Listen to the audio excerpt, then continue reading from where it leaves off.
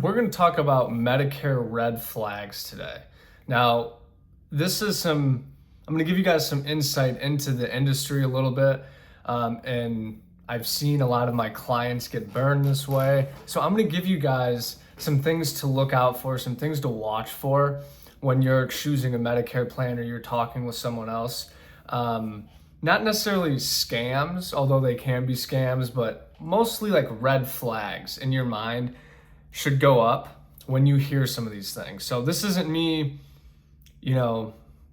throwing shade at other agents or anything like that. This is just me coming from my personal experience on what I've seen in the market, what I've had my own clients go through. So I want to share some of this stuff with you guys so you can avoid costly mistakes and jeopardizing your coverage. So I'm just going to rattle through some of these with you guys here today. So one of the ones that I actually just had a few clients reach out to me this week for, is random calls from Medicare, random calls from insurance companies saying, oh, you missed coverage, or you missed a payment, or you don't have a drug plan, was one that my client got.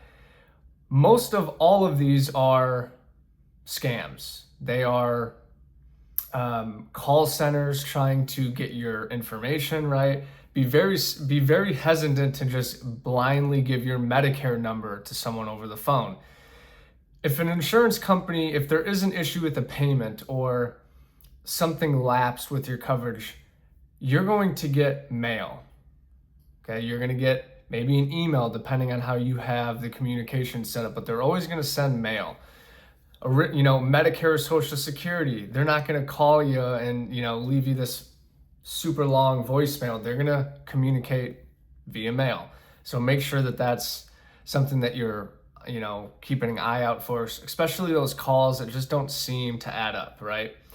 I've also had clients get calls saying you missed a payment, you have an outstanding bill at your doctor's office, and they just pay it and it is a scam, right? So be very cautious with these phone calls. And if you have an agent, talk with that agent, right? That's very important, working with an agent so they can look at this stuff with you guys. The other thing are pushy salespeople or pushy agents. I helped a lady the other day who basically told me, I want you to be my agent. I want you to help me through this process because I've talked with a couple other agents and they're very pushy to have me make a decision right now. She's like, I appreciated what you did because I told you that I had some other appointments and you said, go on those appointments, right? See what they have to say. We all don't, me included, we know when we're being sold to versus when someone's trying to educate and help you.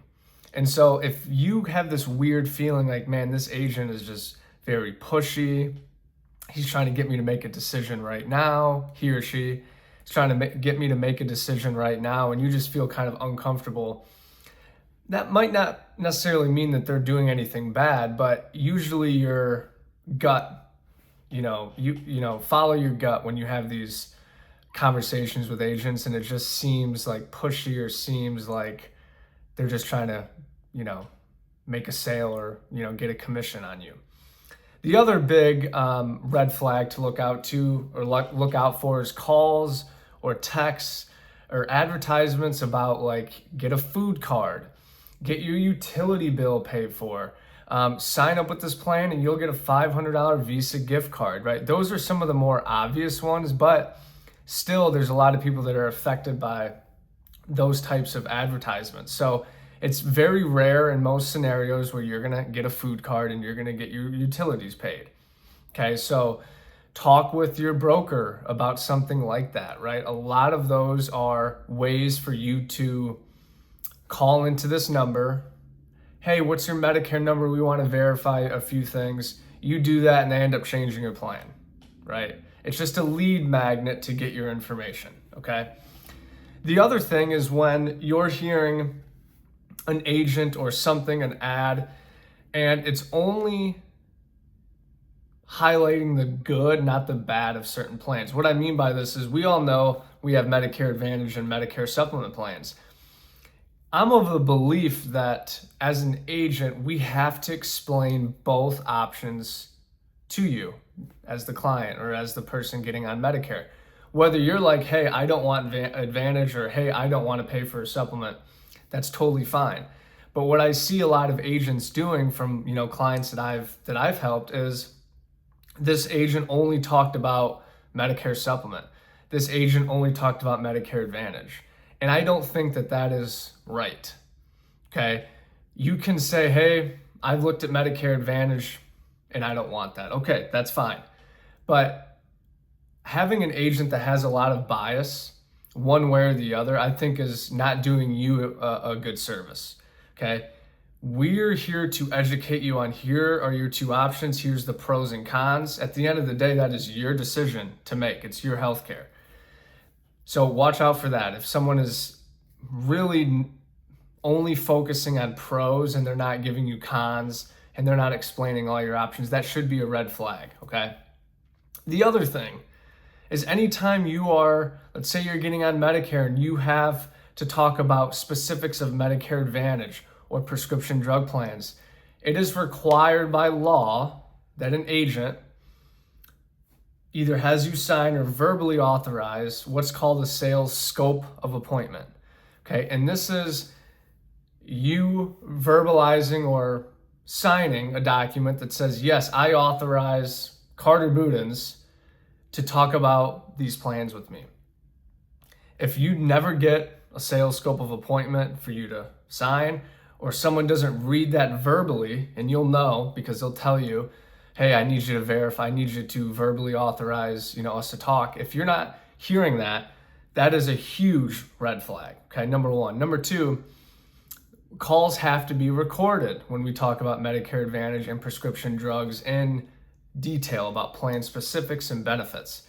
So whoever you're talking to, they should let you know, hey, this call is going to be being recorded. So that is something to keep an eye on, right? Specifically the sales scope of appointment. Okay, that is a huge, huge red flag if you don't get one of those to sign or verbally authorize.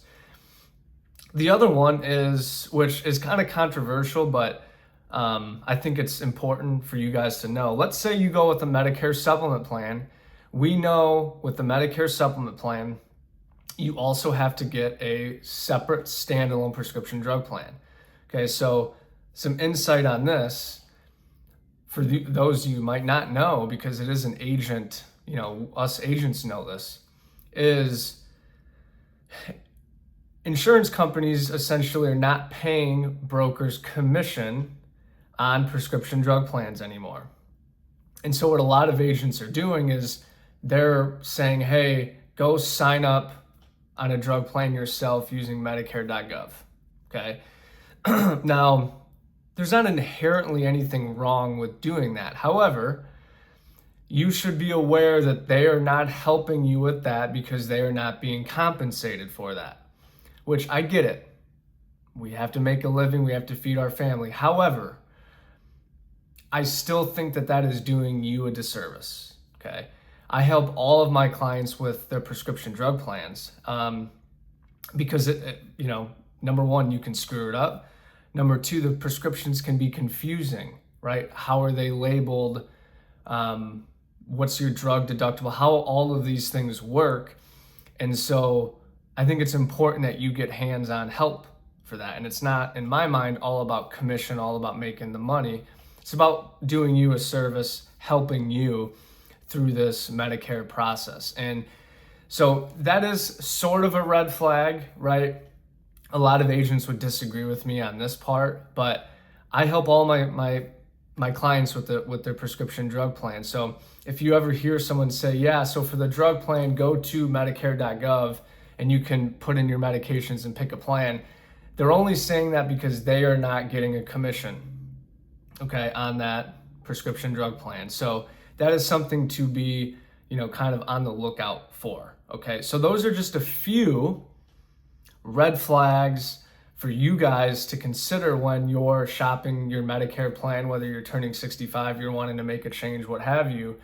Those are some things just to think in the back of your mind, like, hey, if I hear this, or if I get this feeling that I'm being sold, or they're promising me the world, or feels like they're not sharing all the information, that's a red flag. So the reason for me making this video is just so you guys can hear some of those things. So when you're out and you're getting calls and you're working with agents, just have that in the back of your mind, okay? It's super important. It can really save you some time, money for sure, frustration, and it can jeopardize your insurance, okay? It really can. So keep those things in the back of your mind, these red flags that you're probably going to encounter at some point. So I hope this video helps and hopes it can save you guys some time and money.